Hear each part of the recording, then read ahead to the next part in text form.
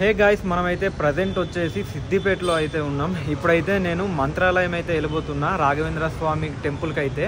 So ఈ బ్లాగ్లో అయితే మనం మంత్రాలయానికి సంబంధించిన మొత్తం డీటెయిల్స్ అయితే చెప్పడానికి అయితే ట్రై చేస్తా. సో ఫుల్ వీడియో అయితే చూడండి. నేనైతే మార్నింగ్ 3 o'clock టెంపుల్కి అయితే రీచ్ అయిపోయినా. అక్కడే కార్లో కాసేపు రెస్ట్ తీసుకొని ఇంకా గంగ స్నానం చేయడానికి అయితే ఇక్కడికి వచ్చేసిన. ఇక్కడ స్నానం చేసి టెంపుల్ దర్శనంకి అయితే వెళ్ళాలి. ఇంకా ఫ్రెండ్స్ ఇప్పుడే ఫ్రెష్ అప్ అయితే అయ్యి టెంపుల్కి అయితే వెళ్తున్నాం. ఇదే టెంపుల్ మెయిన్ ఎంట్రన్స్ వచ్చేసి. టెంపుల్ అయితే చాలా పెద్దగా ఉంది చూడండి. టెంపుల్ ముందర ప్లేస్ కూడా చాలా విశాలంగా ఉంది. మనకు టెంపుల్ ఎంట్రన్స్ లోనే లోపలికి వెళ్ళిన తర్వాత మనం ఏ గేట్ లో నుంచి దర్శనంకి వెళ్ళాలని డీటెయిల్స్ మొత్తం ఇక్కడ అయితే ఉంటాయి. మనకు టెంపుల్ ఎంట్రన్స్ లోనే మాంచాలమ్మ టెంపుల్ అయితే ఉంటుంది. ఫస్ట్ అయితే మాంచాలమ్మ దర్శనం చేసుకున్న తర్వాత లోపలికి వెళ్ళాలంట. మీరు ఎవరన్నా వస్తే మాత్రం ఫస్ట్ మాంచాలమ్మ టెంపుల్ని అయితే దర్శనం చేసుకోండి. దాని తర్వాత టెంపుల్ మెయిన్ టెంపుల్ లోపలికి అయితే వెళ్ళండి. ఇక్కడ చూడండి, పరిమళ ప్రసాదం అంట. అంటే ఏందో నాకు అయితే అర్థం కాలే. ప్యాకింగ్ తయారీ విధానం అన్నారు కానీ పరిమళ ప్రసాదం అంటే ఎవరైనా తెలిసిన వాళ్ళు ఉంటే కామెంట్ చేయండి. ఇక్కడ చూడండి, మొత్తం నాగదేవతలు అయితే విగ్రహాలు అయితే ఉన్నాయి. ఇప్పుడే టెంపుల్ లోపలికి అయితే వచ్చినా చూడండి. దర్శనానికి అయితే ఎంత మంది జనాలు ఉన్నారో. ఈ జనాల్లో ఒక 2 hours పడుతుందో ఏమో అనుకున్నా, కాకపోతే దర్శనం అయితే త్వరగానే అయిపోయింది. ఇప్పుడే మనకైతే దర్శనం అయితే కంప్లీట్ అయిపోయింది. దర్శనంకి అయితే ఒక 20 minutes పట్టింది అంతే. టెంపుల్ లోపల ఇటు పక్క నుంచి చూడండి వ్యూ ఎంత బాగుందో. అక్కడ చూడండి, మనకు టెంపుల్ లోపల నుంచి ఇలా గోపురం చూడడానికి అయితే చాలా బాగుంటుంది. వ్యూ చూడండి ఎంత బాగుందో.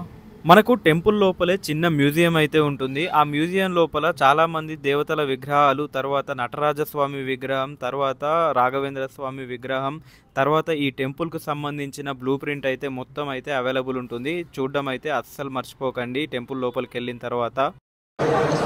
టెంపుల్ లోపల క్రౌడ్ అయితే చూడండి ఎంత మంది ఉన్నారో.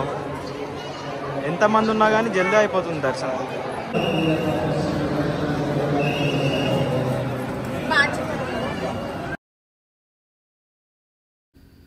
మనకు టెంపుల్ లోపల సర్వదర్శనం క్యూ లైన్ ఆపోజిట్లో పూజా బండార్ ఉంటుంది. దాని పక్కనే సేవా బుకింగ్స్ ఇంకా డొనేషన్ కౌంటర్ అయితే ఉంటుంది. అంటే ఇక్కడ టెంపుల్లో ఏదైనా సేవ చేయాలనుకుంటే ఇక్కడికి వచ్చి మనం రిజిస్టర్ చేసుకొని ఇక్కడే ఉండి కొద్ది రోజులు స్వామివారికి అయితే సేవలు అయితే చేసుకోవచ్చు.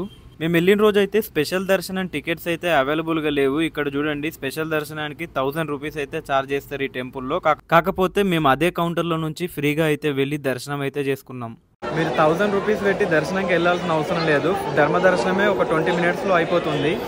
మనకైతే టెంపుల్ ముందర ఉన్న ఖాళీ స్థలంలో 2 వైపులా ప్రహారీ గోడలు లాంటివి, ధ్వజస్తంభాలు లాంటివి ఏర్పాటు చేసి వాటి మధ్యలో దేవుళ్ళ విగ్రహాలు అయితే ఏర్పాటు చేశారు చూడండి. ఇక్కడ ఈ గోడల మీద మన దేశంలో ఉన్న ప్రముఖ ఆలయాల విగ్రహాలన్నీ ఏర్పాటైతే చేశారు చూడండి. ఇక్కడ మనకు పూరి జగన్నాథ్కి సంబంధించిన టెంపుల్ విగ్రహాలు కూడా కనిపిస్తున్నాయి చూడండి.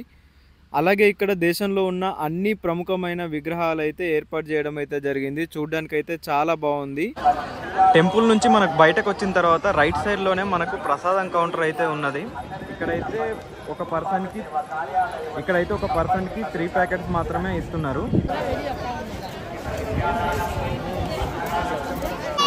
టెంపుల్ లోపల మనకు గెస్ట్ హౌస్ కూడా రెడీగా అయితే ఉన్నాయి. టెంపుల్ లోపలే ఉన్నాయి, కానీ ఇవి ఎలా బుక్ చేయాలో ఇదైతే మనకి ఇంకా ఇన్ఫర్మేషన్ అయితే పూర్తిగా తెలియలేదు. ఒకవేళ తెలిస్తే మాత్రం మీకు ఇన్ఫార్మ్ చేస్తా.